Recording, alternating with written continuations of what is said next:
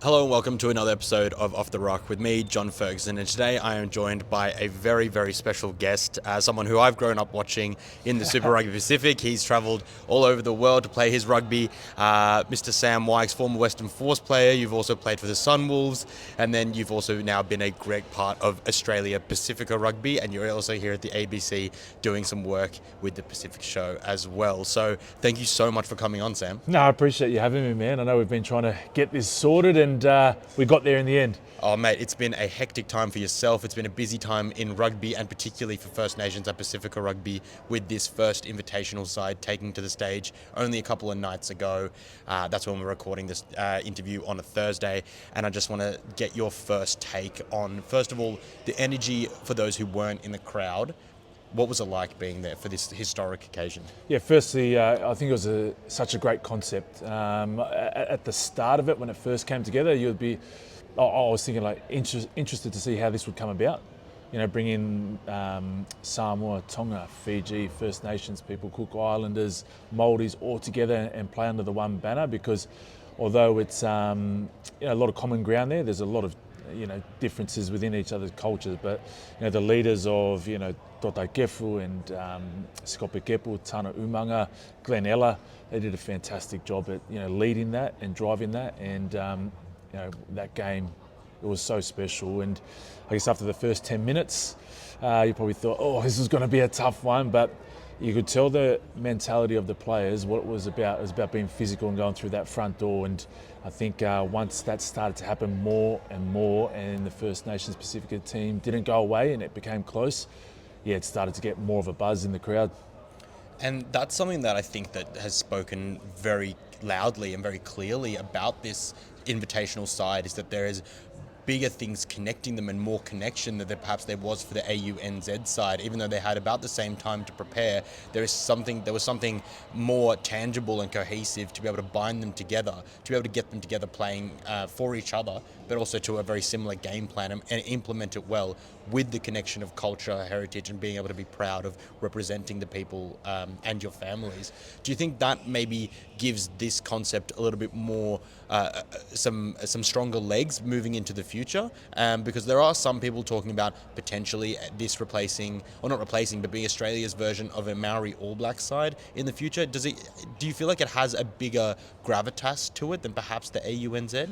I would say the AUNZ was a fantastic concept as well. Like the names and how that come together, that was amazing to see as well. We should be doing more of that. Just probably two different styles of how they prepared for that game. Both of them didn't have any more or less weight in it. It's just, two teams probably prepared a little bit different.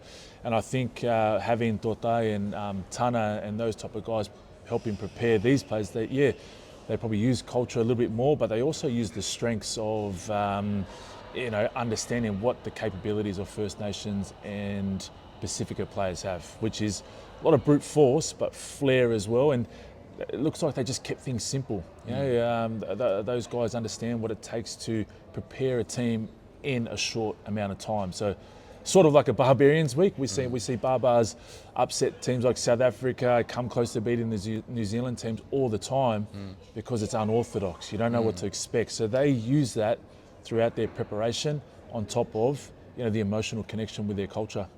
And I'm glad you mentioned the coaches, because we do need to give props and herald Totai and Tana, because amongst others who were there, so Simon Rawalui and of course Yes.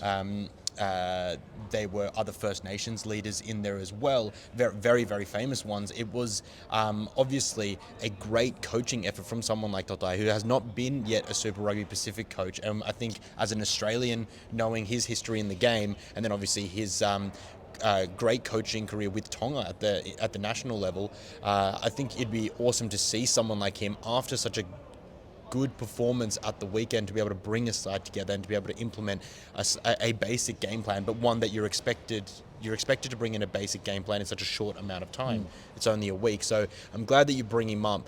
But on that, from the strategic side, I think that the Pacifica and First Nations team played with almost greater variation than the Oz NZ team, because I feel like they very much clearly played to a structure, the AUNZ side. and they played it over and over again, where I thought that the rugby skills of the First Nations Pacifica players came through, as well as playing a system. And I thought they did really well to destabilise what was admittedly a very cobbled together, thrown together midweek Lions side, but nonetheless a Lions side nonetheless. Yeah, it's a test team. You know, there's quality players throughout that whole Lions team, and they showed their class, you know, right from the get-go. I think when you allow their backs to play in a dinner suit, you could just see they've got width across the park, and their timing and departure of being able to get that ball in their hands early and shift it across when a rushing D comes, you know, spectacular. And that's why they scored those 2 tries early. But what I loved about the First Nations Pacifica team is that they went in there going to disrupt that flow. You know, it was borderline sometimes when they got that pass away, they were still putting that hit on. Yeah. And then the more and more they showed up doing that and sending numbers into like the breakdown, we saw, you know, in those wide channels, we saw Charlie Gamble, you know, he was in behind and he was able to flood those wide breakdowns with Tristan Riley and create some turnovers. And we saw midfield when Tristan Riley's intercept try. You just saw 4 or 5 players pile into that ruck, that previous ruck. If that ball goes to hand, the First Nations and Pacific team, they're going to probably concede a try because there was numbers, but because it slowed it down just enough, Tristan was able to read the pass, intercepts, he scores. So that was their mentality, you know, going into it. And off the back of that, it sort of put the Lions on the back foot. They were probably having a little look now. Probably wasn't as crisp, and then they could start playing. Kirtley was able to get into the game. Saw Richie Asiata, like, you know, that nice little tip pass to RUGBYPASS, who scored. And I think for him, what an emotional try that was. You know, Burn City, he put the M's up, and we all know that would have been a Melbourne Rebels fixture. He probably would have been playing that, might have been playing for the Wallabies, I don't know. But, and, you know, that moment was special for him. But you just saw all their skill work, and, you know, even Jarrah McLeod. You know, when he receives that ball over the back of that line-out, we saw the Wallabies try and do that. Probably did it too early. But they did it at the right time in that game, and Jarrah, he hits that line. What a special game for what a special young man. Hopefully we see him in Wallaby Gold.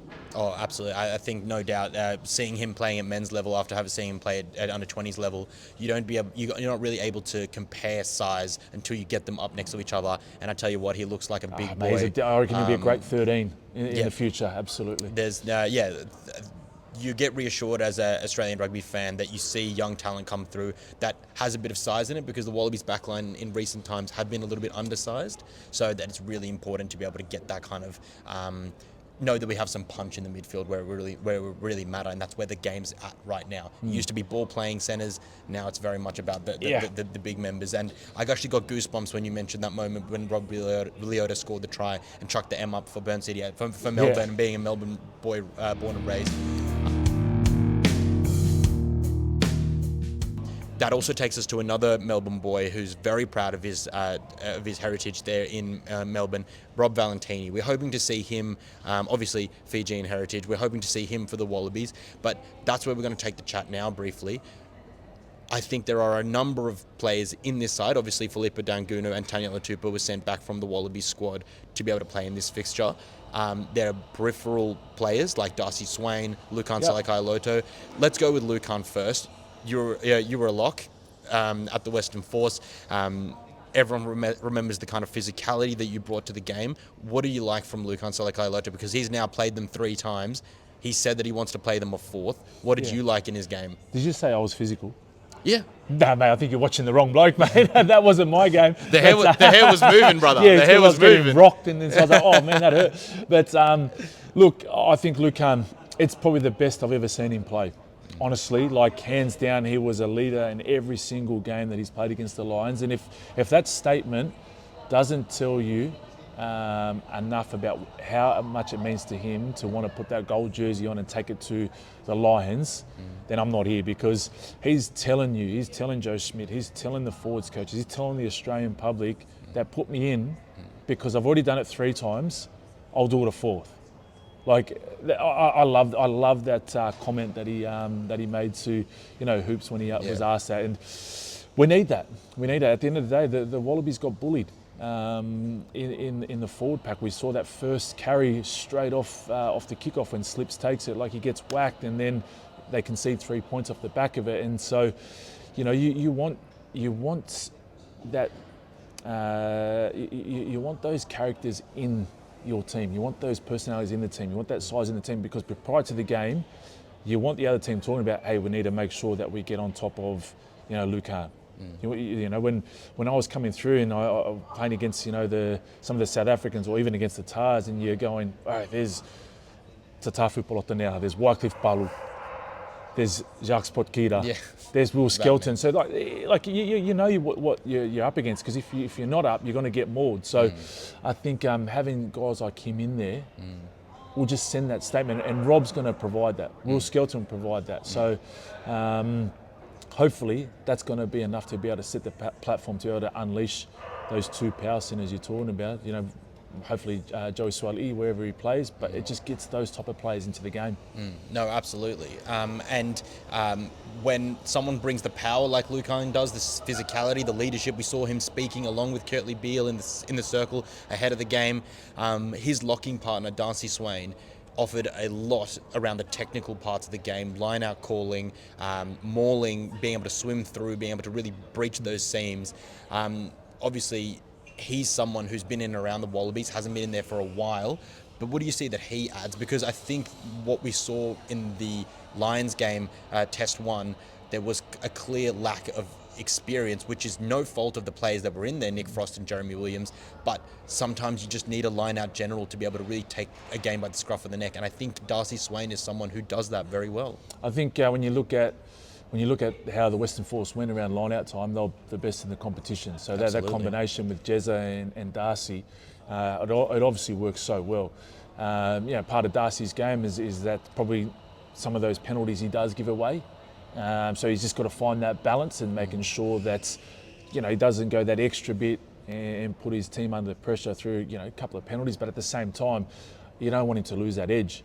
So he'll find that balance. But I think he's a special player. I think line-out time, he has a really great ability to be able to read in defence.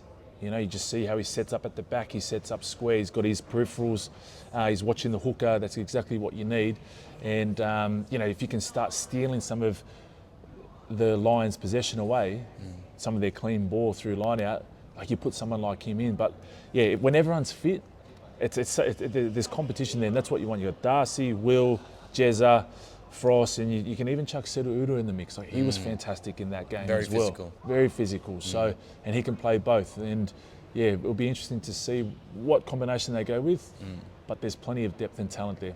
Yeah, absolutely. I think the final player that I only mentioned is obviously one of the Wallabies that was sent back, Daniel Atupo, because unfortunately Filipe Danguna looks like he suffered a bit of a head knock and won't be available for selection. Even if he did play out of his skin, but unfortunately didn't get to see too much of him.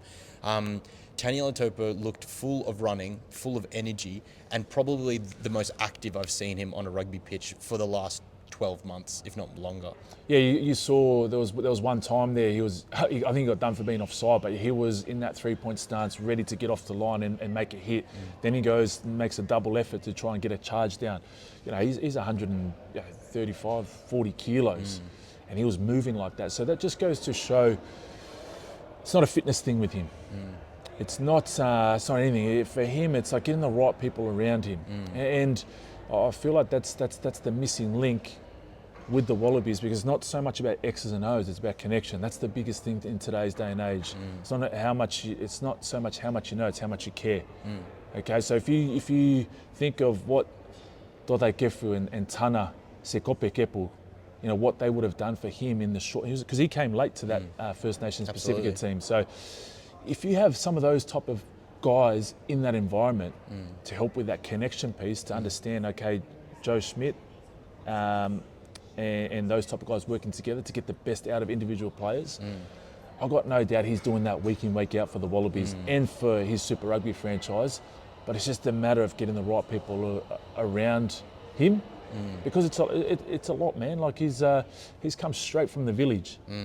You look at the village lifestyle and how some of those boys, and you go, how the hell does someone go from here to the big stage? And we talk about high performance. Some people have got everything, the gym memberships, they got the sprint coaches, they got everything, but that's just raw talent. So that's what we need to work out here in Australia. How do we get the right people around guys like Daniela so we can get the best out of him all the time. He definitely is someone that plays with his heart on his sleeve, and definitely it needs to be in a good mental space to be able to get the best out of him. And I think, as you say, exactly as you say, that's what Toraikefu and Tanaumanga got out of him in just a very short amount of time.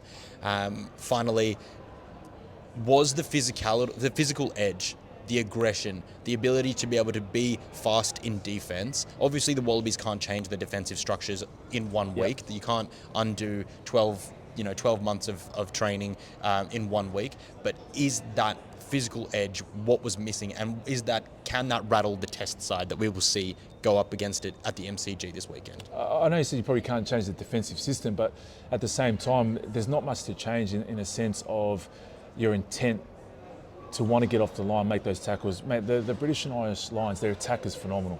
Like, they've got bodies in motion. They've got Salakaia-Loto, he's at the line, he's a run, pass, kick threat. And so there's always options on. So it's one, making good decisions, but at the same time, we saw what Charlie Gamble did. We saw what they did. You can't give him quick ball. So there has to be some type of mentality about flooding some of those breakdowns. So we saw First Nations and Pasifika do it on the edges. So if they do get the ball to the edge, do you have, Fraser McWright just plodding in behind and making sure, but have a crack.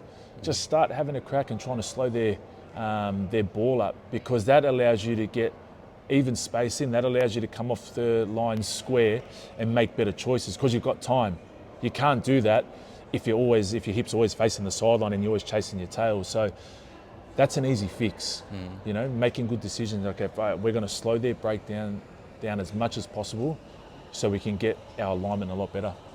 Well, it's all ahead of us, really. The second test is only a couple of days away. We're recording this before the team naming, so we don't know who's going to be in the squad. Hopefully we see some more Pasifika bigger bodies in there, because I think that's what we're absolutely going to need. Get Lukhan in, I'm telling you. Put him in, coach. the old give him the phone call. Give him the phone call. Lukhan's chucking the phone call up. So, no, it's all ahead of us, and I'm so thankful that you've given your precious time to be able to talk to me and all the people on here and off the ruck, to be able to hear the voice of a very proud Pasifika man, and then speaking about the fixture that was, but also about how important sometimes connection is in just getting the best out of athletes that, as you say, have come from very different beginnings to where they are now, international superstars. Sam Wykes, ladies and gentlemen, thank you so much for coming on. Brother. I really appreciate it. Appreciate it. Thank you.